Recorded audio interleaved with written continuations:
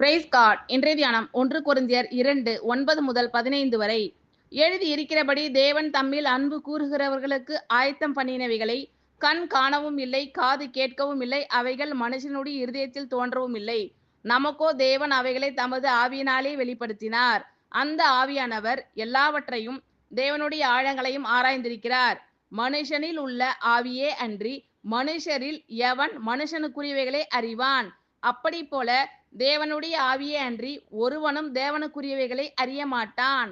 நாங்களோ உலகத்தின் ஆவியை பெறாமல் தேவனால் எங்களுக்கு அருளப்பட்டவைகளை அறியும்படிக்கு தேவனிலிருந்து புறப்படுகிற ஆவியையே பெற்றோம். அவைகளை நாங்கள் மனுஷ ஞானம் போதிக்கிற வார்த்தைகளாலே பேசாமல் பரிசுத்த ஆவி போதிக்கிற வார்த்தைகளாலே பேசி ஆவிக்குரியவைகளை ஆவிக்குரியவைகளோடே சம்பந்தப்படுத்தி காண்பிக்கிறோம்.